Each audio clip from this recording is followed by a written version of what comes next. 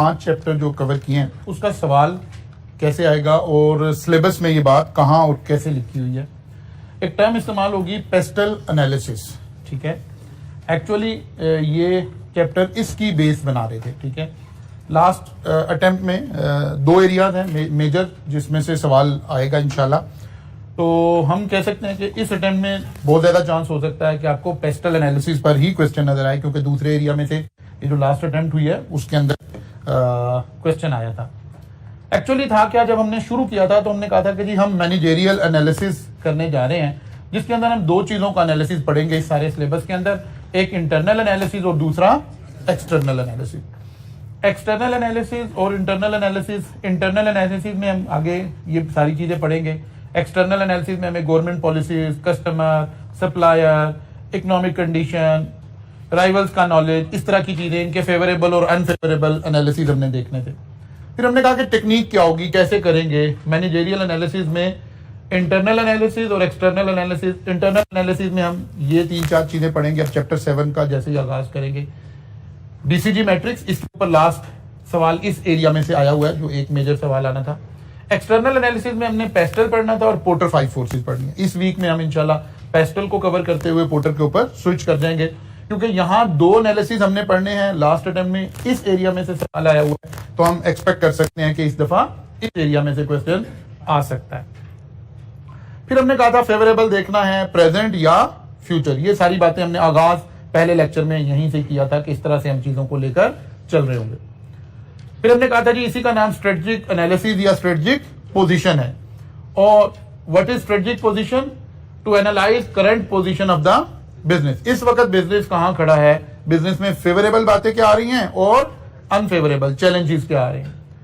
Internal analysis, external analysis. Internal में वो 2-3 model पढ़ने हैं, एक्सटर्नल में हमने इंडस्ट्री का एनालिसिस अगर करना हो तो फिर हमारे पास पोर्टर 5 फोर्सेस अवेलेबल हैं, लाइफ साइकिल अवेलेबल है। और अगर हमने मैक्रो करना हो यानी ओवरऑल इंडस्ट्री बेस नहीं बल्कि पूरी कंट्री का, तो फिर हम पेस्टल एनालिसिस लगा रहे होते हैं या पोर्टर नेशनल डायमंड मॉडल लगा रहे होते हैं। अब हमने मॉडल्स लगाने शुरू करने हैं, चीजें समराइज होना शुरू हो जाएंगी कि अच्छा ये मॉडल ये बातें कह रहा है, हमने जनरल अंडरस्टैंडिंग क्रिएट कर ली है। और फिर बाद दफा इन दोनों के दरमियान में हम स्ट्रेंथ एंड वीकनेस एनालिसिस कर रहे होते हैं, शॉर्ट एनालिसिस कर रहे होते हैं। इसका मतलब है इन टोटल अब अगले 2 चैप्टर में, चैप्टर 7 एंड चैप्टर 8, जो कि हमारा 80% ऑफ द सिलेबस मेरे वाले पोर्शन का यहां पड़ा हुआ है, ये सारा काम हम करने के लिए जा रहे हैं। इसकी जो बेस बनानी थी वो पहले 4-5 चैप्टर पढ़ते हुए वो सारी बन गई है। अब सिर्फ हमने उठाना है कि यार ये चीज देखनी है, ये नहीं देखनी। हर इकोनॉमिस्ट आके या मैनेजमेंट अकाउंटेंट आके या ये बड़ी बड़ी यूनिवर्सिटीज के प्रोफेसर आ रहे हैं, जैसे पोर्टर है, ये हार्वर्ड यूनिवर्सिटी के रिनाउंड प्रोफेसर हैं। अब ये आके अपने डिफरेंट मॉडल पेश कर रहे हैं कि यार अगर ये काम करना है तो ये 4 चीजें चेक कर लें, इससे ये काम हो जाएगा, ये काम हो जाएगा, ये काम हो जाएगा। नाउ सबसे पहले आ गया जी पेस्टल एनालिसिस। अगर हम इसमें देखें तो 6 बातें, 6 अल्फाज इस्तेमाल हो रहे हैं। पी स्टैंड कर रहा है किसके लिए? पॉलिटिकल के लिए। और पॉलिटिकल से हमारी क्या मुराद है? The current and potential political environment. Currently country में जिसका हम एनालिसिस कर रहे हैं उसमें पॉलिटिकल एनवायरमेंट क्या है या पोटेंशियल एनवायरमेंट क्या होगा, यानी आने वाले दिनों में क्या होने जा रहा है या करंटली हम कहां खड़े हैं, इस चीज का एनालिसिस करना पेस्टल के पी को रिप्रेजेंट कर रहा होता है। पेस्टल के ई इकोनॉमिक कंडीशन को the domestic and international economic environment. अब इसके ऊपर आपने चैप्टर 2 सारे का सारा रीड कर लिया, वहां से हम इसको दायरे ले रहे होंगे। Social, the way in which changes to the society affect the project, यानी हमारे पर्टिकुलर बिजनेस में अगर सोसाइटी में कोई चेंज आ रही है, सोसाइटी में कोई ट्रेंड चल रहा है, कोई अवेयरनेस आ रही है, कोई भी चीज आ रही है, उसका इंपैक्ट हमारे बिजनेस के ऊपर क्या होगा। मसलन अगर हम आजकल के दिनों में देखें तो हम कह रहे हैं कि जी सोसाइटी के अंदर एक स्लोगन इस वक्त सबसे ज्यादा क्या चल रहा है? इंपोर्टेड हुकूमत, अमेरिका के खिलाफ। इसका मतलब है अगर कोई इस वक्त ऐसे बिजनेस का एनवायरमेंट एनालिसिस करना हो जो अमेरिकन ब्रांड्स हों, जो अमेरिकन प्रोडक्ट्स हों, तो हम कहेंगे कि उसको यहां भी लिंक करेंगे, यहां भी लिंक करेंगे कि political slogan of the country क्या चल रहा है, वो एंटी अमेरिकन चल रहा है। इसका मतलब है किसी अमेरिकन ब्रांड्स को इस वक्त प्रमोट करना, उसके ऊपर लोगों को कायल करना, एक नया बिजनेस करना, या वो तमाम कंपनीज जो अमेरिकन ब्रांड्स को रिप्रेजेंट कर रही हैं उनके लिए हालात जो है वो क्या है? टाइट है, मुश्किल है। फिर क्या सोसाइटी स्लोगन को बाय कर रही है? तो पता चलेगा यस, सोसाइटी भी स्लोगन को बाय कर रही है। इसका मतलब है कोई एक मूव अगर इस तरह की चले तो इस तरह के बिजनेसेस के लिए बड़ा चैलेंजिंग हो सकता है। Technology, digital, environment. अब हमने वन बाय वन देखना है कि पेस्टल ने हमें किन किन बातों की तरफ तवज्जो दी। फिर हमें एक लाइन, जब भी एनालिसिस आया तो हमें कोई एक डेढ़ लाइन रटा लगाने के लिए भी जरूरत है कि जब पेस्टल एनालिसिस की ओपनिंग लाइन क्या होगी, ओपनिंग पैराग्राफ क्या होगा। तो यहां से इस स्लाइड से हम वो लाइन उठा लेंगे, इसी को याद कर लेंगे। जब भी पेस्टल एनालिसिस करना पड़ेगा ऐसे ही शुरू कर लिया करेंगे। Pestle analysis is a tool to use to analyse external macro environmental factor of change in a business environment. Macro, ये बात हम यहां स्लाइड में भी देख कर आए हैं, ठीक है ना, कि मैक्रो एनवायरमेंट को स्टडी करने के लिए it is a vital part of any strategic planning that will help you to examine and plan for external factor that could affect your company. जब भी हमें एक्सटर्नल फैक्टर एवेल्युएट करने हो तो हम पेस्टल एनालिसिस जो है वो कर सकते हैं। फिर हमने दूसरी बात बताई कि ये एक्सटर्नल फैक्टर जो है वो या करंट को रिप्रेजेंट कर रहे हैं या पोटेंशियल को रिप्रेजेंट कर रहे हैं, यानी फ्यूचर को रिप्रेजेंट कर रहे हैं। ऐसे हमने ये एक ओपनिंग पैराग्राफ हमें रिक्वायर्ड है। सवाल, बड़ा सवाल आ गया, 7-8 नंबर का पूरा पेस्टल एनालिसिस आ सकता है, यानी 6 की 6 बातें हमने करनी होंगी। अब इससे बड़ा क्वेश्चन हमारे एग्जाम में नहीं आ रहा, ठीक है ना। अब 6 बातें करनी हो तो 7-8 नंबर का सवाल हो, इसका मतलब है हर हेडिंग में 1.5 मार्क्स ऑलमोस्ट। तो यहां से भी पता चल रहा है कि कोई बड़ी टेक्निकल गुफ्तगू नहीं होनी। अभी मैं कल की क्लास में कोशिश करेंगे लास्ट अटेम्प्ट का पेपर भी ओपन करें और जो हमारा मॉडल पेपर था उसको भी ओपन करें, तो आपको पता चलेगा कि यार ये नॉलेज इतना सा तो हम कर ही आएंगे, इसमें कोई खास प्रॉब्लम नहीं आ रही है, क्योंकि बहुत लेंथी एरिया नहीं है ना जी। 1 बाय 1 चलते हैं। पेस्टल एनालिसिस में हमें 6 चीजों का एनालिसिस करना है। अब 6 को हम जरा 1 बाय 1 फैक्टराइज कर लेते हैं कि क्या क्या फैक्टर हो सकते हैं। इसी में हमारा चैप्टर 1 भी कवर हो जाएगा, ठीक है ना। चैप्टर 1 में हमने पॉलिटिकल को छोड़ा हुआ था कि यार वो पॉलिटिकल इन हालात में ज्यादा डिस्कशन करेंगे, लेकिन जाहिर है करनी तो पड़ेगी। तो सबसे पहले पॉलिटिकल को देखते हैं कि पेस्टल में जब हम पॉलिटिकल एनालिसिस का जिक्र कर रहे हो तो इसका मतलब है अपॉर्चुनिटीज देखनी है और साथ ही थ्रेट्स देखने हैं। मसलन जी सबसे अहम बात होगी who is in the government. अब अगर हम पाकिस्तान में, जाहिर है हमारे क्वेश्चन पाकिस्तान में आ रहा होगा, पाकिस्तान की किसी कंपनी का क्वेश्चन हो सकता है, तो हम अपने पॉलिटिकल जो पार्टीज हैं उन्हें 3 ग्रुप्स में डिवाइड कर लेंगे, ए, बी एंड सी। ए में आप, क्योंकि 3 गवर्नमेंट्स रही हमारे मुल्क में, और एक चौथे को हम अलग कर लेंगे, अभी करते हैं। पहली ए हम कर लेते हैं किसको जी, पीपल पार्टी को, ठीक है ना। पाकिस्तान पीपल पार्टी इसके अंदर आ जाएगी, पीपीपी, और बी आ जाएगी जी मुस्लिम लीग नून और पीटीआई। अब हमें सबसे पहले एग्जाम में लिखने के लिए अल्फाज देने पड़ेंगे कि ये जो गवर्नमेंट्स हैं इनका मेजर टिल्ट किधर था। और जब हम एग्जाम में किसी गवर्नमेंट के बारे में कोई अल्फाज इस्तेमाल करेंगे तो हमने अपनी पॉलिटिकल एफिलिएशन से तो जाहिर नहीं चलना, या अगर आप चाहते हैं कि पॉलिटिकल एफिलिएशन से चलना है तो फिर हो सकता है अटेम्प्ट अगली देनी पड़ रही हो। इसलिए हमें उस तरह की बातें करनी पड़ेंगी जो इस्टेब्लिश्ड फिनोमिना है। मतलब हमें पीपीपी की गवर्नमेंट का जिक्र आएगा तो हम कहेंगे कि ये प्रो एग्रीकल्चर है। लिख लें अब ये बातें आप कहीं पर।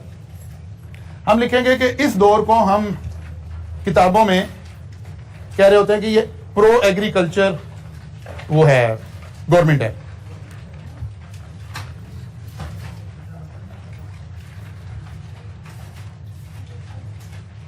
पीपीपी की गवर्नमेंट आएगी, हम कहेंगे ये एग्रीकल्चरिस्ट लोग हैं। इस दौर में हम एक्सपेक्ट करना शुरू करेंगे कि एग्रीकल्चर तरक्की करेगा, किसान तरक्की करेगा, और हम इसके ड्रॉबैक में लिखेंगे कि इंडस्ट्री तरक्की नहीं करेगी, क्योंकि ये एग्रीकल्चरिस्ट लोग हैं, इनका सारे का सारा टिल्ट कहां होगा, एग्रीकल्चर पे होगा। फर्टिलाइजर सस्ते हो सकते हैं, एग्रीकल्चर क्रॉप्स हमारी बेहतर हो सकती है, और लेकिन साथ ही हमें ड्रॉबैक क्या आ रहा होगा जी, हमारी इंडस्ट्री इतनी अच्छी तरक्की नहीं कर रही होगी, हमारी एक्सपोर्ट इतनी अच्छी तरक्की नहीं कर रही होगी। एग्रीकल्चरल एक्सपोर्ट हमारी इंक्रीज हो जाएंगी अगर कोई होंगी तो, और बाकी जो हमारी इंडस्ट्री है वो थोड़ा सा बैठ जाएगी, बिजनेस फ्रेंडली नहीं होगी। इस तरह के अल्फाज हम इस्तेमाल करेंगे। फिर आ जाएंगे जी हम पाकिस्तान मुस्लिम लीग के ऊपर। इसको हम इसका रिवर्सल करेंगे, हम कहेंगे ये बिजनेस फ्रेंडली लोग होंगे, इसमें बिजनेस फ्लोरिश करेगा, लेकिन एग्रीकल्चर फ्रेंडली नहीं होंगे, ठीक है। इसका बिल्कुल रिवर्सल करेंगे हम लिखने के लिए, क्योंकि आपकी किताब ने इसको ऐसे ही लेकर चले हैं और इसी तरह से हम इसको रिप्रोड्यूस करेंगे। फिर पीटीआई की हुकूमत आ जाएगी। फिर हम इसमें लिखना पड़ेगा कि जनाब अभी तो इनकी पहली हुकूमत आई है, तो ये डिफाइन ही नहीं हो सका कि एग्रीकल्चर की साइड पे जा रहे हैं कि इंडस्ट्री की साइड पर जा रहे हैं। लेकिन अब हम जो किताबों में बात लिखेंगे, हम कहेंगे कि इन्होंने क्या किया जी, इन्होंने ट्रेड डेफिसिट के ऊपर काम किया, ठीक है, ट्रेड डेफिसिट के ऊपर काम किया, एक्सपोर्ट को बढ़ाने की कोशिश की, इंपोर्ट को रिड्यूस करने की कोशिश की, कौमी गैरत को जगाने की कोशिश, ये नहीं लिखना, ठीक है ना, ये क्योंकि आखिर में आके वही ये नहीं बात लिखनी है हमने, ठीक है, इस तरह की बातें करनी है हमने। यानी अच्छा, इसमें हम अपना टच दे देंगे कि ये थोड़े से वेल एजुकेटेड लोग हैं, ठीक है ना, पढ़े लिखे लोग हैं, इस तरह की बातें आप कर देंगे, खुश हो जाए थोड़ी देर के लिए, ठीक है ना, इस तरह की बातें करेंगे। लेकिन इस तरह की बातों में शबर जैदी साहब का वो बयान नहीं देंगे जो आपने आजकल चल रहा है, अभी शुरू में हुआ है, ठीक है ना। तो इस तरह का हम इंप्रेशन क्रिएट करेंगे कि ये ज्यादातर जो है इनका फोकस किसके ऊपर है, एजुकेशन के ऊपर है, हेल्थ के ऊपर है, एक्सपोर्ट के ऊपर है, ट्रेड डेफिसिट को कम करने की बातें हो रही हैं। इस तरह का हम एक आउटलुक क्रिएट करेंगे। बिजनेस स्टार्टअप के ऊपर भी हम कर सकते हैं, ठीक है ना। अच्छा, फिर हम ये भी कह सकते हैं कि ये सोशल मीडिया फ्रेंडली गवर्नमेंट थी, एक ये लफ्ज लिखना। अच्छा, एक ध्यान में आ गया, ये नहीं लिखना कि सोशल मीडिया की ही गवर्नमेंट थी, बल्कि आपने कहना कि सोशल मीडिया फ्रेंडली गवर्नमेंट थी, ठीक है ना। हमने पॉजिटिव पॉजिटिव बातें लिखनी है, सोशल मीडिया फ्रेंडली गवर्नमेंट थी, ठीक है। डेमोक्रेटिक वैल्यूज इंक्रीज हुई, ठीक है। अभी से इख्तिलाफ नहीं करना, जो हमने लिख कर आना है ये वो बातें सारियों का। असल में उसके हम एग्जाम की नहीं, क्योंकि रिसेंट गवर्नमेंट ये है ना, रिसेंट गवर्नमेंट ये है, तो जब सवाल बन रहा होगा तो वहां ऐसे बन रहा होगा। ज्यादातर एग्जामिनर खुद भी तो यही सोच रहा होता है ना कि जरा देखते हैं करंट हालात क्या चल रहे हैं, तो इसलिए नहीं, पीएमएलएन का नहीं है हमारे आई कैप में, ज्यादा लोग पीएमएलएन के नहीं है, बस मैं दो चार लोग ज्यादा नहीं है, क्योंकि फैशन में नहीं है ना अभी जरा। अच्छा जी, तो सबसे पहले इसका मतलब है who is in the government, ये आपको वहां डिफाइन करना पड़ेगा। फिर एक हमने रिजीम डिस्कस करना है। किताब ने तो मुताला पाकिस्तान की तरह से उसको लिखा हुआ है कि जो हमारा डिक्टेटरशिप का रिजीम था, ठीक है, उसके अंदर हम थोड़ा सा क्रेडिट देते हैं किसको, हम डिक्टेटरशिप में किसको, जनरल अयूब को, ठीक है ना। हम कहते हैं कि जी उस दौर में कुछ इंडस्ट्रियलाइजेशन हुई, हम तारीखी तौर पर ऐसे लिखते हैं, ठीक है ना। और तारीखी तौर पर हम ये कहते हैं कि जो जनरल जियाउल हक का दौर था ये रिलीजियस टिल्ट की तरफ था, मजहबी जो रुझानात थे वो इसमें फरोग पाए। लेकिन अगर हमें इंटरनेशनली कभी डिस्कस करना हो तो हम जनरल जिया साहब के ऊपर अफगानिस्तान के हवाले से हम तनकीद करते हैं कि वो एक गलत डिसीजन था, अफगानिस्तान वॉर का हम हिस्सा बने और हमने अफगानिस्तान के रेफ्यूजीज को पाकिस्तान आना अलाउ कर दिया, जिससे हमारी मुल्क की इकोनॉमी शदीद मुतासिर हुई और वो लोग आ तो गए लेकिन जाने का नाम उन्होंने नहीं लिया। कि अगर हमें कहीं हिस्टोरिकली किसी पॉलिटिकल पार्टी को डिस्कस करना पड़े तो ये एक दो अल्फाज लगाने हैं। अब बात ये पहले फिर याद रखें, मैंने अभी आपसे कहा कि अगर बड़ा सवाल भी आ जाता है, 10 नंबर का सवाल भी आ जाता है, तो 6 बातें डिस्कस होनी है। तो एक चीज के ऊपर आपको थीसिस रिक्वायर्ड नहीं है, बस वन लाइनर हमें रिक्वायर्ड है कि यार मैं ऐसे शुरू करूंगा तो बात को लेकर आगे चल पड़ूंगा। तो सबसे पहले जी आ गया who is in the government. फिर दूसरा आ गया गवर्नमेंट की स्टेबिलिटी को हम जरूर डिस्कस करेंगे। जब भी पॉलिटिकल बात करेंगे तो हम गवर्नमेंट की स्टेबिलिटी को डिस्कस करेंगे। बस अगर पीटीआई की गवर्नमेंट को भी डिस्कस करेंगे तो हम ये कहेंगे कि ये एक स्टेबल गवर्नमेंट नहीं थी, 3-4 सीटों के फर्क की गवर्नमेंट थी, जिसकी वजह से मेजर रिफॉर्म्स नहीं लाए जा सकते थे। अगर कोई एजेंडा था भी, कोई काम किया भी जा सकता था, तो वो मेजर रिफॉर्म्स आ नहीं सकते थे बिकॉज स्टेबिलिटी नहीं थी। फिर अगर एग्जामिनर ने, ये बड़ा खतरनाक काम हो सकता है, अगर एग्जामिनर ने इन दिनों का सवाल बना दिया, क्योंकि अब ये वो डेज हैं जहां सवाल बन रहे होंगे, आजकल पेपर सेट होने की डेज हैं, अगर उन्होंने इस वाले रिजीम में सवाल बनाकर और आपसे कहा कि जनाब इसका एनालिसिस करें, और उसने सवाल में कहीं ये भी बता दिया कि $190 था और 205 हो गया, सारी गुफ्तगू आपको पॉलिटिकल स्टेबिलिटी से रिलेटेड करनी पड़ेगी कि हाईली अनस्टेबल सर्कमस्टांसेस चल रहे हैं। एक गवर्नमेंट जो आउट हुई है वो धरने दे रही है, बाकी सारे लोगों ने मिलकर जो गवर्नमेंट बनाई है वो अनदर 1 और 2 सीट्स के डिफरेंस के साथ वो एग्जिस्ट करती है। फिर आप ये बात जरूर लिखेंगे कि इतनी अनस्टेबल एनवायरनमेंट के अंदर इकोनॉमिक मेल्टडाउन होना is a very natural phenomena. इसके अंदर हम निगोशिएट नहीं कर सकेंगे, हमारी जो क्रेडिबिलिटी ऑफ द गवर्नमेंट होगी वो नहीं बनेगी, बिकॉज हमें यही नहीं पता कि गवर्नमेंट ने चलना है, 1 महीना चल रही है, रिमेनिंग टेन्योर पूरा करना है, तो ये बड़ा ट्रिकी सवाल हो जाएगा अगर इस वाले रिजीम में से आएगा। तो आपने गवर्नमेंट स्टेबिलिटी के ऊपर बात करनी होती है। फिर आ गया जी आपने करप्शन लेवल के ऊपर बात करनी है। तो ये बड़ा आपका फेवरेट टॉपिक हो सकता है, ठीक है ना, कि करप्शन लेवल किस दौर में बढ़ा, किस दौर में कम हुआ, किस दौर में और ज्यादा बढ़ गया। हम हिस्टोरिकली जो लगाते थे इल्जाम, वो हम पीपल पार्टी को ज्यादा करप्ट कहा करते थे, नून लीग को कम कहा करते थे। ये पुरानी हिस्ट्री बिफोर पीटीआई गवर्नमेंट। जब पीटीआई गवर्नमेंट आ गई तो उन्होंने कहा नहीं, ये तो दोनों लोग करप्ट हैं, ये तो सारा करप्शन का टोला है। तो इसका मतलब है हमने करप्शन, अच्छा यहाँ एग्जामिनर भला कैसे कह रहा होगा, एग्जामिनर आपको कहेगा जी करप्शन इंडेक्स में इजाफा हुआ है, क्योंकि इन चीजों को मैयर करने का, ठीक है ना, या हमारा या वो जो सर्वे आते हैं, कौन थे, नहीं ये जो भी हर दूसरे तीसरे दिन सर्वे आ रहा होता है, पनामा वाले नहीं, जिसमें करप्शन का इंडेक्स ऊपर चला गया, करप्शन का इंडेक्स में गैलेप सर्विस, ठीक है ना, इस तरह का कोई अल्फाज जिक्र हो गए। वहां से हमने देखना है कि वो खुद क्वेश्चन में क्या अज्यूम कर रहा है, करप्शन लेवल बढ़ गया है या करप्शन लेवल कम हो गया। फिर आ गया टैक्स पॉलिसीज, टैक्सेशन की पॉलिसीज क्या रही हैं, क्या टैक्सेशन की पॉलिसीज में कोई रिलैक्सेशन आ रही है। पर्टिकुलरली आप उस पर्टिकुलर इंडस्ट्री के ऊपर देखेंगे कि उस इंडस्ट्री पर टैक्सेशन की पॉलिसीज क्या है, ओवरऑल कंट्री के अंदर टैक्सेशन की पॉलिसीज क्या है, टैक्स रेट बढ़ रहे हैं या टैक्स रेट कम हो रहे हैं। Freedom of press, freedom of speech, इसके ऊपर कहीं एक लाइनर आ रहा होगा तो हम इसको पॉलिटिकल में लाकर डिस्कस करेंगे, ये मुराद है यहां पर, ठीक है ना। करंट दौर की बात हो रही होगी ना, वो कहेगा, वो सवाल ऐसे करेगा ना, आपको बताएगा कि जी बहुत सारे साफियों के ऊपर जो है वो मुकदमा बन गया, तो हम कहेंगे फ्रीडम ऑफ स्पीच कम हो गई है, ठीक है। अभी इसके इम्पैक्ट देखते हैं, नहीं अभी उसके ऊपर आते हैं उसको भी लिंक करते हैं। गवर्नमेंट रेगुलेशन एंड डीरेगुलेशन, यानी किन चीजों को रेगुलराइज कर दिया गया। रेगुलराइज का मतलब होता है कि गवर्नमेंट ने या लाइसेंस इशू कर दिया या कुछ कंट्रोल अपने पास ले लिया। जैसे हमारे पास ऑयल प्राइसेस का कंट्रोल गवर्नमेंट के पास है, ये मार्केट फोर्सेस डिटरमिन नहीं कर रही हैं, ठीक है ना जी। बिजली की प्राइसेस गवर्नमेंट रेगुलेट कर रही है, मार्केट फोर्सेस नहीं कर रही है, ठीक है। तो अगर हम कहें कि जी हमने डीरेगुलराइज कर दिया, इसका मतलब है हमने मार्केट फोर्सेस के हवाले कर दिया। रेगुलराइज कर दिया का मतलब है हमने इसको अपने कंट्रोल में कर लिया। गवर्नमेंट सब्सिडीज का मतलब जी हम पेट्रोल के ऊपर सब्सिडी प्रोवाइड कर रहे हैं, बिजली के ऊपर सब्सिडी प्रोवाइड कर रहे हैं, इंडस्ट्री के ऊपर सब्सिडी प्रोवाइड कर रहे हैं। तो सब्सिडीज अगर मिल रही हैं तो उस इंडस्ट्री के लिए तो अच्छी बात हो रही है। ओवरऑल मुल्क की इकोनॉमी सब्सिडीज अफोर्ड कर रही है कि नहीं कर रही है, इसको अलग से डिस्कस किया जाएगा। जैसे आप देखें पेट्रोल की प्राइसेस 30 रुपए बढ़ा दी गई, तो मुल्क की इकोनॉमी के लिए अच्छा हुआ कि बुरा हुआ?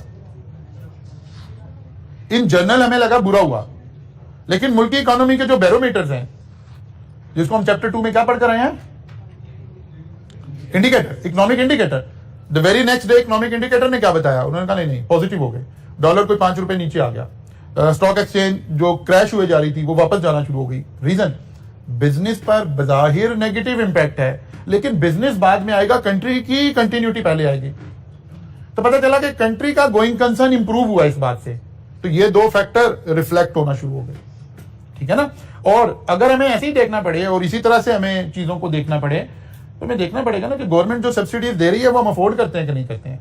गवर्नमेंट लोन ले लेके सब्सिडी दे रही हो, गवर्नमेंट भीख मांगे सारी दुनिया से और फिर लाकर अपनी कंट्रीज में सब्सिडी दे दे, ये कोई दलील नहीं है। लेकिन हमें किताबों में लिखना है ना, हमें सवाल में लिखना है कि बहुत सारी कंट्रीज आपके ऊपर ये एतराज करिए कि यार पेट्रोल उस रेट पर तो हम भी नहीं दे रहे जो ऑयल प्रोड्यूसिंग कंट्रीज है अपनी आवाम को, आप कैसे सब्सिडाइज दे रहे हो और आप हमारे से भीख भी मांगने आए हो।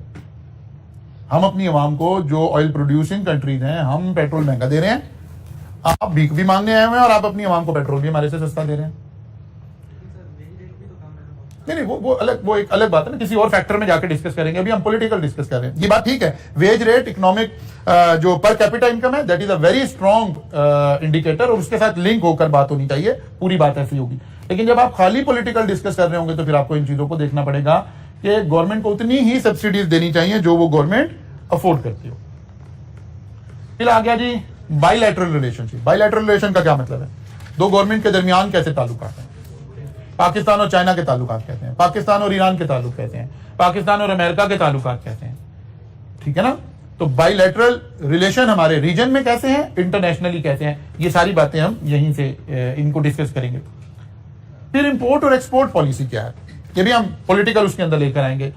लाइक अब गवर्नमेंट आई, इन्होंने आकर बहुत सारी इंपोर्ट को बैन कर दिया, क्या आज हम 2022 में खड़े होकर ऐसे इंपोर्ट्स बैन कर सकते हैं? पता चलेगा नहीं कर सकते हैं। फिर क्या हम हर चीज इंपोर्ट कर सकते हैं? जैसे हम मतलब कुछ पॉलिटिकल गुफ्तगू करें ना, प्रॉब्लम फिर वहीं आ जाएगी, क्लास फिर उस तरफ चली जाएगी। आपने क्लास में सब्जेक्ट पढ़ने की कोशिश करनी है। जैसे हम ये कह रहे हैं जी, हम रशिया से 30% डिस्काउंट पर पेट्रोल खरीद रहे थे, हम मुआहदा कर रहे थे, क्या इस मुआहदे की कोई हैसियत हो सकती है? अच्छा जी, तो बायलैटरल रिलेशंस कैसे चल रहे हैं हमें देखना पड़ेगा। फिर हमें देखना पड़ेगा इंपोर्ट और एक्सपोर्ट की पॉलिसी ऑफ द कंट्री क्या चल रही है। अगर हम कह रहे होंगे ना हमने इंपोर्ट बैन कर दिया, तो हम इसको जरा पॉजिटिव इंपैक्ट लेंगे किसके ऊपर? लोकल इंडस्ट्री के ऊपर। अगर वो लोकल इंडस्ट्री उस कंट्री में एग्जिस्ट करती है तो हम इसको पॉजिटिव लेंगे, लेकिन हम अपना कंसर्न फौरन शो करेंगे कि क्या आज के दौर में किसी कंट्री को ऐसे इंपोर्ट बैन करना अलाउ है आज की सिविलाइज वर्ल्ड में? तो पता चलेगा कि नहीं नहीं, ऐसे बैन करना भी अलाउ नहीं है। अगर आप इंपोर्ट बैन कर रहे हैं, जाहिर है उन कंट्रीज का बिजनेस जा रहा है, तो अगर रिवर्स में वो भी आपसे इंपोर्ट बैन कर दें तो आप कहां खड़े होंगे? इसका मतलब है जैसे ही आप इंपोर्ट बैन करेंगे तो आपकी एक्सपोर्ट भी बैन हो सकती है। एक कंसर्न ये हमें शो करना है। दूसरा कंसर्न हमें शो करना है कि बायलैटरल रिलेशन के अंदर जैसे आप ग्रुप चेंज करने की बातें कर रहे हैं, हम सियासी तौर पर ये बातें कर रहे हैं, टेक्निकली है कि नहीं है ये एक अलग बात है। जैसे हम कह रहे हैं हम रशिया के ब्लॉक में चले जाते हैं, हम रशिया से 30% सस्ता ऑयल खरीद लेते, हमने तो मुआहदा कर लिया था जी, हो गया था जी, बस ये तो सस्ता हो जाना था। पहली बात है, रशिया से लिस्ट बनी हुई है इंटरनेशनली, क्या चीजें कोई शख्स खरीद सकता है, क्या चीजें कोई शख्स नहीं खरीद सकता। क्यों दुनिया रशिया से नहीं खरीद रही है, क्यों हम नहीं खरीद रहे हैं, क्यों बाकी रीजन में लोग नहीं खरीद रहे हैं? उस लिस्ट की वजह से। अब या तो आप इकोनॉमिकली इतने इंडिपेंडेंट हों कि आप कहें यार हम दुनिया के किसी ब्लॉक को नहीं मानते और कोई सेंक्शन हमारे ऊपर जो है वो काम नहीं करेंगे। आपको पता है हमारी ये कैपेसिटी नहीं है, ऑब्वियसली नहीं है। और अगर ये कैपेसिटी होती तो कोई भी गवर्नमेंट आती, वो आते ही सबसे पहले 2-4 महीनों के अंदर ये काम कर लेती, अगर ये होने वाला काम होता तो। फिर इसकी ये तो आ गई पॉलिटिकल साइड। हाँ, हम रशिया से कर सकते हैं, गंदम इंपोर्ट हो सकती है क्योंकि लिस्ट में नहीं है। जो आइटम खाने पीने से रिलेटेड है ये उस लिस्ट में शामिल नहीं है जो ब्लॉक के शामिल है कि अगर आप चीजें इंपोर्ट कर सकते हैं या नहीं कर सकते हैं। तो ये गंदम वगैरह वहां से लीगली भी इंपोर्ट कर सकते हैं, कोई प्रॉब्लम नहीं है जी। फ्यूल तो सबसे बड़ा वो है। नहीं, इंडिया ने भी अब किया ना, अब आके इंडिया ने किया, लेकिन इंडिया की इकोनॉमी, इंडिया की इंटरनेशनल लॉबिंग, उसको अगर हम इग्नोर करके बात करेंगे फिर तो इंडिया इस वक्त दुनिया की 3 या 4 इकोनॉमीज है जिसके पास पैसा मौजूद है, हार्ड कैश जिसके पास मौजूद है, ठीक है। चाइना है, इंडिया है, तो इंडिया के साथ तो कोई नहीं लड़ाई कर सकता। इसलिए इंडिया अगर कर रहा है तो आप समझे कि हम भी वैसे ही कर पाएंगे। हम उस लिस्ट में नहीं, हम तो अल्लाह माफ करे कि डिफॉल्ट होने और उसके ना होने के आसपास नहीं खड़े ना। हमें तो अगर ये पता चले कि जी 1 महीना किस्त नहीं मिलेगी, सर्वाइव नहीं कर सकते हैं, तो आपको उनकी बातें माननी पड़ रही होती हैं। हाँ, आप गंदम इंपोर्ट करके अपना इंपोर्ट बिल थोड़ा सा सस्ती गंदम लेकर ये कर सकते हैं। अच्छा, ये तो एक साइड आ गई। फिर दूसरी साइड आ गई, क्या रशियन क्रूड ऑयल लेकर हमारे पास रिफाइनरी मौजूद है? क्योंकि वो 2 अलग अलग टेक्नोलॉजीज हैं, 2 अलग अलग ब्रांड हैं, क्योंकि हमने आज से पहले कभी इंपोर्ट ही नहीं किया हुआ, तो इससे पीछे तो कहीं हमें बहुत बड़ी इन्वेस्टमेंट चाहिए। अगर इतने ही पैसे हो तो हम दुनिया में ऐसे जलील हो रहे हो। तो जब उसकी रिफाइनरी की ही आपके पास कोई फैसिलिटी अवेलेबल नहीं है, तो फिर आप किस चीज का एग्रीमेंट कर रहे थे? ये बात भी एक टेक्निकल साइड पर अगर देखें तो ये एक बड़ी अहम बात है।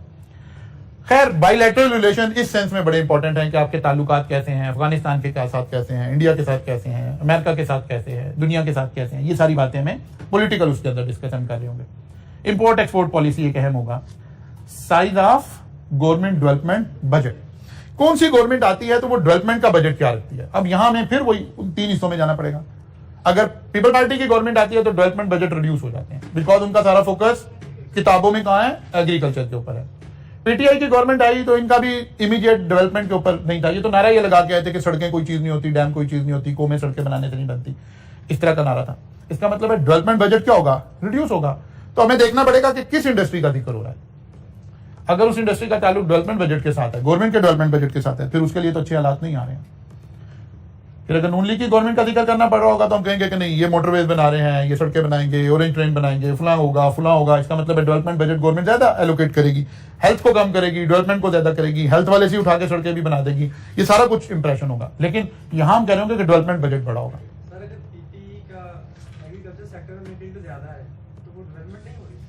डेवलपमेंट से मुराद है ना इंफ्रास्ट्रक्चर डेवलपमेंट। ठीक है ना, वो इंफ्रास्ट्रक्चर। अब हमने देखना है जी इन बातों को, अपॉर्चुनिटीज हमने कब कहना है, किस तरह के अल्फाज हम यूज कर रहे होंगे। मतलब हु इज इन गवर्नमेंट, तो हमने देखना है कि इंडस्ट्री फ्रेंडली है या कौन सी, इस एंगल से हम इसको देखेंगे। गवर्नमेंट स्टेबिलिटी इन पॉलिसीज अगर है, अगर पॉलिसीज कंटिन्यू कर रही हैं, इसका मतलब है बड़ी अच्छी बात है, बड़ी स्ट्रेंथ है। जैसे अभी हमें नजर आ रहा है जो थोड़े इंटेलेक्चुअल्स हैं वो ये कहना शुरू हो गए कि यार बड़ा सीख लिया है, बड़े तजुर्बात हो गए हैं, कम से कम सारी गवर्नमेंट को बैठकर एक हलफनामा ले लेना चाहिए कि यार इकोनॉमिक्स के ऊपर पॉलिटिक्स नहीं करेंगे, सियासत सियासी मामलात पे की जाएगी, जो इकोनॉमिकल कंडीशंस है ना उस पर सियासत ना की जाए।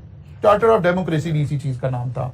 हम कहते हैं आप चार्टर ऑफ इकोनॉमी साइन कर लें, मतलब पेट्रोल की प्राइस क्या होगी, ये किसी नारे का नाम नहीं है, इसका ताल्लुक पीटीआई से नहीं हो सकता, पीपल पार्टी से नहीं हो सकता, नून लीग से नहीं हो सकता, किसी से नहीं हो सकता। पेट्रोल तो आपके मुल्क में पैदा नहीं होता, पेट्रोल तो आप बाहर से ला रहे हैं। आपकी इकोनॉमी इतनी नहीं है कि आप चीजें बाहर से लाकर सब्सिडाइज करके देते रहेंगे। आप इस बात से बाहर आ जाएं और एक मरतबा उठा के, जैसे अब हमने 30 रुपीज बढ़ाए ना, यस मामलात हैं, लोगों के लिए बड़ा मुश्किलात हैं, अब उसे कहीं और सब्सिडाइज करके कोई और चीज में उसे सब्सिडी दे दें। लाइक कोई भी वो शख्स जो अफोर्ड करता है उसके पेट्रोल पर गवर्नमेंट 70 रुपए क्यों डाल रही है? जो पेट्रोल मैं कंज्यूम कर रहा हूं उस पर गवर्नमेंट 70 रुपए क्यों डाल रही है?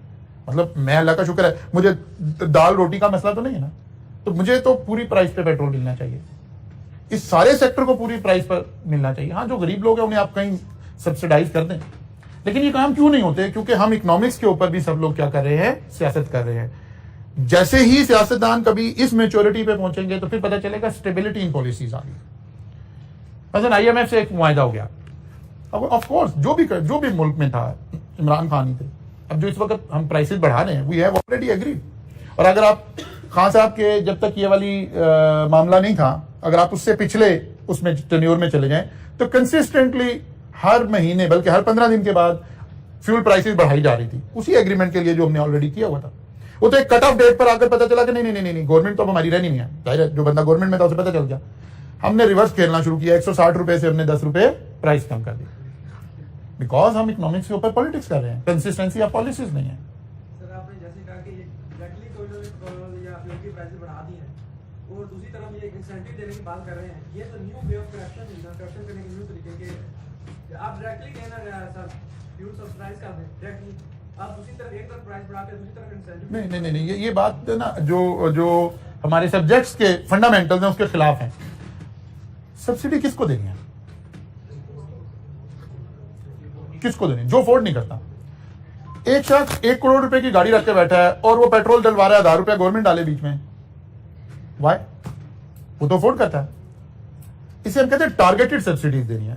आप या तो इंफ्रास्ट्रक्चर बनाएं, आप अपनी कंट्री का इंफ्रास्ट्रक्चर बनाएं, जितने लोग बाइक के ऑनर्स हैं उनके कार्ड बना दें, बड़ा ये कोई बहुत मुश्किल काम नहीं है आज का आईटी के इस दौर में, और वो कार्ड के जरिए से पेमेंट करें। बाइक की कोई एक लिमिट बना दें, लाइक कोई 2 लीटर 3 लीटर वट एवर, कोई जो एक रैशनलाइज वो हो, और महीने की भी एक लिमिट बना दें। इस बाइक वाले को उससे ही पेट्रोल मिला करे, दैट्स इट। इसे दे जितना भी सस्ता पेट्रोल देना। वाई? मुझे क्यों सस्ता मिल रहा है, बाकी लोगों को क्यों सस्ता मिल रहा है? सर ये जो एग्रीकल्चर सेक्टर है, इसमें जो फर्टिलाइजर है, ये एक तरफ तो इन्होंने फर्टिलाइजर जो 5 kg की जो एक रेट की बोरी है वो इन्होंने 10,000 की हुई है, और दूसरी तरफ उसी बोरी में 500 का कूपन रखा है कि आप सेंड करें और आपको 500 का कूपन इसी पैसे के जरिए रिटर्न होगा। तो आप क्यों नहीं डायरेक्टली वो 9,500 की कर देते हर किसी के लिए? क्योंकि एग्रीकल्चर सेक्टर में तो एक अफोर्ड अनअफोर्ड नहीं, इसमें तो गवर्नमेंट कुछ नहीं कर रही, कि गवर्नमेंट कर रही है, गवर्नमेंट कर रही है। अच्छा, वो टारगेटेड सब्सिडी इस तरह आ रही है, ये कब से आ रही है? 4-5 साल से आ रही है। हाँ, हो सकता है उसके पीछे कोई रैशनल हो, कोई उसको डॉक्यूमेंट करना मकसद हो। जैसे हमने मतलब पीटीआई दौर में ये हुआ काम, एक काम चल रहा था लेकिन वो पाया तकमील तक पहुंचा। गवर्नमेंट ऑफ पंजाब में एक आईटी के जरिए से हम वो कर रहे थे, होटल इंडस्ट्री सारे को लाना चाह रहे थे टैक्स नेट के अंदर। इस वक्त क्या होता है कि जब आप होटल इंडस्ट्री में जाते हैं, अगर आप अपने क्रेडिट कार्ड से पेमेंट करते हैं तो आपको जो सेल टैक्स है वो 5% लगता है, अदरवाइज 16 या 17% लगता है। अब इसका मकसद क्या है? इसका मकसद यही है कि वो डॉक्यूमेंट हो, वो टैक्स पे करे, 5 ही पे करे, क्योंकि होटल इंडस्ट्री तो कुछ नहीं कर रही थी। हो सकता है कोई इस तरह का, कहीं मैं उस सेक्टर से मेरी डायरेक्ट इस वक्त शनासाई नहीं है, मैं उसको देख के फिर इस पे कमेंट कर सकता हूं कि ऐसा क्यों किया जा रहा है। कहने का मतलब यह है कि हमें देखना पड़ेगा कि गवर्नमेंट की पॉलिसीज कंटिन्यू रहेंगी या हर बंदा आने वाला पिछली सारी पॉलिसीज को चेंज करेगा। अगर चेंज करेगा तो ये एक अपॉर्चुनिटी नहीं होगी, एक थ्रेट बनेगा, फिर नई पॉलिसी आ जाएगी, फिर नई पॉलिसी आ जाएगी। करप्शन लेवल, अगर कोई करप्शन नहीं है तो इसको हम पॉजिटिव लेंगे, या करप्शन लेवल रिड्यूस हो रहा है हम इसको पॉजिटिव लेंगे, या ये कहा जाए कि मेगा करप्शन कंट्रोल इसको पॉजिटिव लेंगे, और अगर बढ़ गई है तो फिर जाहिर से नेगेटिव ले लेंगे। टैक्स में टैक्स पॉलिसीज को अगर इंसेंटिव दिए जा रहे हैं, लोगों को फायदा दिया जा रहा है, तो हम इसे बिजनेस के लिए अपॉर्चुनिटीज देखेंगे। Freedom of press, freedom of expression, अगर इजहार कर राय का इख्तियार दिया जा रहा है तो हम इसे पॉजिटिव लेंगे। अब दिया जा रहा है कि नहीं दिया जा रहा, ये जाहिर एक मुश्किल काम है, हम पॉलिटिकल बाइसनेस के साथ इसको देख रहे होते हैं। फ्रीडम ऑफ स्पीच या फ्रीडम ऑफ एक्सप्रेशन कितनी हमारी कंट्री के अंदर है, या हम कितने जमहूरी लोग हैं, ये हम सबको पता है। हमारा बर्दाश्त का लेवल किसी भी गवर्नमेंट का क्या है वो हम सबको पता है। यहाँ पूरे पूरे प्रोग्राम पे बैन लग जाता है, पूरे पूरे साफियों का करियर तबाह हो जाता है, बड़े से बड़े साफी जो अच्छे थे बुरे थे जो भी थे उन सब के प्रोग्राम खत्म हो जाते हैं। क्यों कि यार या वो बात करें जो गवर्नमेंट करवाना चाह रही है, नहीं तो आप निकल जाए। जो लोग करने के लिए आ गए वो बहुत सारे तरक्की कर गए, जो कहीं नाम एग्जिस्ट ही नहीं करते थे, साबिर शाकिर हो गया, फलां बंदे हो गए, ये सब लोग क्यों ऊपर आ गए कि उन्होंने कहा जी आप जो आप कहेंगे वो हम बोलना शुरू कर देंगे। किसी भी दौर में इस तरह के लोग पैदा होते रहते हैं। लेकिन सोशल मीडिया की वजह से टिल्ट आया, थोड़ा सा एक आम आवाम को थोड़ा सा वो मिल गया, लेकिन सोशल मीडिया के ऊपर भी हम कहीं ना कहीं पाबंदी लगा देते हैं, और कुछ नहीं हमारा बस चलता तो हम इंटरनेट ही बंद कर देते हैं। ये सब चीजें फ्रीडम ऑफ स्पीच की तरफ जा रही होती है ना। वो कहते हैं नहीं अच्छा जी ये लोग दिखाएंगे, वो कहते हैं यहाँ मोबाइल भी बंद कर दें, इंटरनेट भी बंद कर दें, फलां भी कर दें, फलां भी कर दें। तो ये सारी बातें उस तरफ इशारा कर रही हैं। गवर्नमेंट रेगुलेशन लाइक प्राइवेटाइजेशन, वो भुट्टो दौर से जब हम आ रहे हो तो एक कॉन्सेप्ट चला कि सारी चीजों को नेशनलाइज कर लें। भुट्टो साहब आए, उन्होंने सारी इंडस्ट्री को, मेजर इंडस्ट्री को नेशनलाइज कर लिया, और उसके बाद उन्होंने कॉन्सेप्ट दे दिया कि चीजों का जो है ना वो एक कोटा मुकर्रर होगा, इतनी इतनी चीजें आपको इंतहाई सब्सिडाइज मिल रही थी। उसमें घी, चीनी, दालें, ये सारा कुछ आपको राशन कार्ड बन गए थे, उस राशन कार्ड के जरिए लोगों को सस्ती मिलती थी क्योंकि गवर्नमेंट खुद इन चीजों को चला रही थी। फिर कॉन्सेप्ट आया कि नहीं नहीं यार प्राइवेटाइज करें, गवर्नमेंट का काम ये नहीं है कि वो चीनी बना रही है या आटा बना रही है या ये काम कर रही है, तो हम प्राइवेटाइजेशन को अपॉर्चुनिटी ट्रीट करते हैं बिजनेस के लिए, और नेशनलाइजेशन को थ्रेट कंज्यूम एड्रेस करते हैं। तो इसी तरह से सब्सिडीज के बारे में आ गया। अच्छे रिलेशन है हम इसको बायलैटरल रिलेशन अच्छे हैं हम इसकी अपॉर्चुनिटी समझेंगे, बुरे हैं तो इसको इंपोर्ट बैन अगर कर दी तो बज़ाहिर हम लोकल इंडस्ट्री के लिए इसको एक मरतबा अच्छा लिखेंगे, लेकिन कंसर्न जरूर एग्जाम में शो करेंगे कि क्या ये पॉसिबल है या ये पॉसिबल नहीं है। जी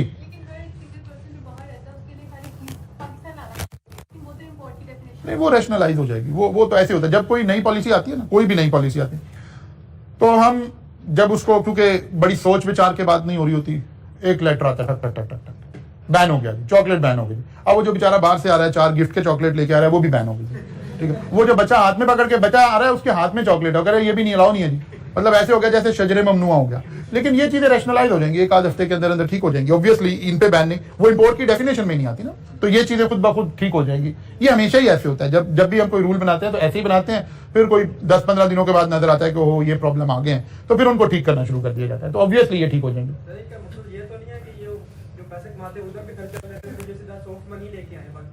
नहीं सॉफ्ट मनी लाने का बात नहीं है, वो एक आपने एक व्यू लिया। मैंने पहले भी उस दिन भी लास्ट टाइम भी हम ये बात कर रहे थे कि असल में इनकलाब कौमें ठीक कौम बनाना ये एसआरओ के जरिए नहीं होती। हम जब हम इंपोर्ट पे या किसी चीज पे बैन लगाते हैं ना तो गवर्नमेंट एक ऑर्डर जारी करती है जिसे एसआरओ कहते हैं। कौमें एसआरओ से नहीं बनती, कौमें जहन बनाने से बनती हैं। मैंने लास्ट टाइम भी ये बात कही थी कि मेड इन पाकिस्तान का जहन सबसे अच्छा सबसे बेहतरीन जो बना सकती थी वो पीटीआई की गवर्नमेंट बना सकती थी, लेकिन जब तक इक्तदार था जब तक हमें ये बातें याद नहीं आती।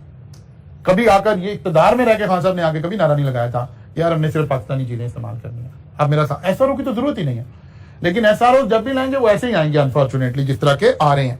तो बैन करने से मसला नहीं हल होता, आप अपनी कौम का जहन बनाते हैं, आप अपनी कौम को तैयार करते हैं कि यार हमने ये जंग लड़नी है, हम अफोर्ड नहीं करते, आप ये काम करें, भले नारे की हद तक ही करें, फिर आहिस्ता आहिस्ता आप इसको प्रमोट करें। जो अच्छी गुडविल वाले लोग हैं उसको इसमें एम्बेसडर बनाएं, ये करें ये करें ये करें। मसलन ये कैलकुलेशन की जा सकती है कि अगर हम सिर्फ दिन में जितनी चाय पीते हैं उसकी कंजम्पशन को 50% रिड्यूस करें तो इसके क्या इंपैक्ट आएंगे हमारी कंट्री के अंदर। अगर ये इंपैक्ट कैलकुलेट करके क्रेडिबल लोग आकर इस कैंपेन को लीड करें तो यकीनन कहीं ना कहीं इसका फायदा, यकीनन कहीं ना कहीं से बेनिफिट आना शुरू होगा। हम हर चीज इंपोर्टेड इस्तेमाल कर रहे हैं, हम हर चीज असल में अभी तक हमारा सबका ध्यान इंक्लूडिंग मी हम ऐसे देखते हैं कि मैं क्या अफोर्ड करता हूं, हम ये कभी नहीं सोचते कि मेरी कंट्री क्या अफोर्ड करती है। दो दोस्त हैं, वो 1 घंटा कहीं गपशप लगानी हो, कहते गाड़ी में बैठे हैं, अब गाड़ी चल रही है, स्टार्ट है क्योंकि आपने एसी चला कर रखना है, बिकॉज हम अफोर्ड कर रहे हैं। लेकिन सोच जब ये पैदा होगी कि यार मैं अफोर्ड कर रहा हूं, मेरा मुल्क अफोर्ड नहीं कर रहा, वहां से मसाइल हल होंगे। इसलिए बाकी इससे पहले सारा तो वो जी इंडस्ट्रियल फ्रेंडली है तो हम इंडस्ट्री के ऊपर अपॉर्चुनिटी क्रिएट करेंगे, और अगर वो एग्रीकल्चर फ्रेंडली है तो इंडस्ट्री के लिए हम इसको थ्रेट लिखा करेंगे। और अगर स्टेबल पॉलिसी है तो हम कहेंगे ये बड़ी अच्छी बात है, और अगर अनस्टेबल पॉलिसी है, एक गवर्नमेंट आएगी वो सब कुछ रिवर्स करेगी, तो फिर इसका मतलब है ये काम खराब हो गया है। अगर करप्शन इंक्रीज हो रही है तो हम इसे थ्रेट करेंगे, और अगर डिक्रीज हो रही है तो फिर वो लेंगे। अगर एग्रेसिव टैक्सेशन शुरू हो गई है, टैक्स के रेट एकदम से बढ़ाए जा रहे हैं, पैनिक होगी है गवर्नमेंट, वो कहता है नहीं जी नहीं, ये तो इतना टैक्स लेंगे, ये करेंगे, ओके, हम इसको थ्रेट लेंगे, बिजनेस में हम इसको थ्रेट लेंगे। जैसे अभी गवर्नमेंट आई, आकर शुरू में एक इन्होंने परसेप्शन क्रिएट की कि जैसे पता नहीं हम आएंगे तो बड़ा कोई रिलैक्स हो जाएगा काम। फिर बात वही है कि इकोनॉमिकली चीजें ऐसे हैंडल नहीं होनी है, इकोनॉमिकली कंसिस्टेंसी मेंटेन रहनी चाहिए। कोई गवर्नमेंट आ रही हो, जो इकोनॉमिक डिसीजन है वो तो वही चलने चाहिए। आते ही खबरें आनी शुरू हुई कि जी मोबाइल का टैक्स खत्म हो रहा है, तो वो कहा अच्छा यार वेरी गुड यार, बड़ी बात है यार, अच्छा टैक्स खत्म हो जाएगा, 80-85 हज़ार रुपया टैक्स ले लें, और वो एंड अप कहाँ हुआ, वो इंक्रीज हो गया, पाबंदी लग गई मोबाइल के इंपोर्ट पर और टैक्स इंक्रीज हो गया। बिकॉज इस वक्त तो गवर्नमेंट ये फजाइल भी बयान कर रही है अनफॉर्चुनेटली। वो मिफ्ता इस्माइल से किसी ने पूछा कि लोड शेडिंग क्यों हो रही है, तो उसने कहा 1 घंटा लोड शेडिंग करने से इतना फ्यूल बच रहा है और इतने डॉलर बच रहे हैं, ठीक है ना। जब आप इकोनॉमी के ठीक स्टेप नहीं लेंगे तो अनफॉर्चुनेटली इतनी स्टूपिड बातें आपके फाइनेंस मिनिस्टर बैठे हुए कर रहे होंगे कि वो लोड शेडिंग के अब ये फजाइल बता रहे हैं कि 1 घंटा लोड शेडिंग करने से कितने बिलियन डॉलर जो है हमारे सेव हो रहे हैं, ठीक है ना। तो इसका मतलब है आधा मसला हल हो सकता है, लाइट ही बंद कर दें। अच्छा जी ये अच्छा, फिर वही बात हो जाएगी, वो बात ये इन्होंने किया, ये एक बेनिफिट हुआ, इन्होंने आते ही सोलर पैनल की इंपोर्ट के ऊपर से ड्यूटीज कम कर दी हैं, उसके ऊपर से 17% अनदर टैक्स था वो भी कम कर दिया, ये पॉजिटिव हुआ है, ये अभी ऐसा हो गया इसका। अच्छा जी आगे चलें। प्राइवेटाइजेशन को हम अपॉर्चुनिटी तस्वर कर रहे होंगे और नेशनलाइजेशन को थ्रेट ले रहे होंगे, क्योंकि हमारी कंट्री में ये दोनों काम हुए। हमने प्राइवेटाइज पहले नेशनलाइज की चीजें, ये सारे घी के यूनिट, ये जितने ऑयल आप एडिबल ऑयल जितने यूज करें ये सब नेशनलाइज हो गए थे, गवर्नमेंट से घी आ रहा था। फिर आया नहीं इनको डी नेशनलाइज किया जाए, प्राइवेटाइज किया जाए। जैसे अभी भी स्टील मिल नेशनलाइज हुई है, बहुत सारे और इदारे नेशनलाइज हैं, पीटीसीएल नेशनलाइज है। डी नेशनलाइजेशन प्राइवेटाइजेशन कहते हैं गवर्नमेंट का काम नहीं, गवर्नमेंट का काम है गवर्नमेंट को रन करे, बाकी इकोनॉमिक्स बाकी लोग करेंगे, मुल्क में बिजनेस बाकी लोग करेंगे। तो अगर कोई गवर्नमेंट आके प्राइवेटाइजेशन करेगी तो हम इसे बिजनेस के लिए पॉजिटिव तस्वुर करेंगे, और अगर नेशनलाइजेशन कर रही होगी तो फिर हम इसको नेगेटिव तस्वुर करेंगे। सब्सिडीज के अगेंस्ट सब्सिडाइज कर रहे हैं चीजों को, इसका मतलब है इंडस्ट्री के लिए अपॉर्चुनिटी आ रही है। और अगर रेगुलेटरी ड्यूटीज लगा रहे हैं तो फिर जाहिर है उस जिसके ऊपर लगा रहे हैं उसके लिए थ्रेट है। हमने रेगुलेटरी ड्यूटी लगा दी इंपोर्ट के ऊपर, इसका मतलब है इंपोर्टेड आइटम महंगी हो गई, उसका बिजनेस करने वालों के लिए थ्रेट है। रिवर्सल जो उसकी सब्स्टिट्यूट आइटम है लोकल, उसके लिए इंसेंटिव हो गया। इंपोर्टेड चीजें महंगी हो गई तो लोकल इंडस्ट्री को मौका मिल गया। अच्छा जी, स्मूथ रिलेशन नहीं है तो ऑब्वियसली इंपोर्ट बैन है, इंपोर्ट अलाउड है, स्मॉल डेवलपमेंट बजट है। इस तरह से आप इस एक स्लाइड से वो पूरा चैप्टर 1 जो है बस इतनी पैराई के अंदर आपने उसको देखना है, ठीक है ना। बाकी सारे चैप्टर हम पहले पढ़ चुके हैं, कोशिश करेंगे आपने आज जाकर इसको, मैंने यहां वैसे लिखे सारे हैं कि इकोनॉमिक के अंदर आपने क्या बातें देखनी है, क्या पॉजिटिव आ गया क्या नेगेटिव आ गया, इसको मैंने लिखने की कोशिश की है। कल इसमें से गो थ्रू क्विकली कर लेंगे क्योंकि चैप्टर 1 पढ़ा नहीं हुआ था, इसलिए मैंने उसके ऊपर टाइम लगा दिया। बाकी सारा काम तो हमने ऑलरेडी किया हुआ है, ये आप स्लाइड देखकर आएंगे, हम इसके क्वेश्चंस लेकर आएंगे इंशाल्लाह, और उन क्वेश्चंस को आप सॉल्व करेंगे, ठीक है। एक क्वेश्चन हमें अगरचे उस तरह का सवाल हमारे एग्जाम में नहीं आता, यानी उतना बड़े साइज का सवाल हमारे उसमें नहीं आता, लेकिन हमने अभी लर्न करना है कि यार हमने किसी डेटा में से पॉलिटिकल फैक्टर निकालने कैसे हैं, सोशल फैक्टर निकालने कैसे हैं। तो आपने कल क्लास में आने से पहले फोटोकॉपी शॉप से एक क्वेश्चन मिलेगा आपको, वो आपने लेते हुए आना है, लेकिन उसको देख के नहीं डर जाना, वो 50 नंबर का क्वेश्चन होगा। हमारा तो पूरा पोर्शन 50 नंबर का नहीं है, ठीक है। वहां से हम सिर्फ इस पेस्टल एनालिसिस को अप्लाई करना सीखेंगे एक कंप्रीहेंसिव क्वेश्चन से, ताकि हमारे सारे कॉन्सेप्ट एक क्वेश्चन के ऊपर सेटल डाउन हो जाए। कल मुलाकात होगी, कल अभी आज नहीं मिलेगा आपको, कल क्लास में आने से पहले आप फोटोकॉपी शॉप से वो क्वेश्चन लेते हुए आएंगे। कल मुलाकात होगी इंशाल्लाह, यहाँ से आगे।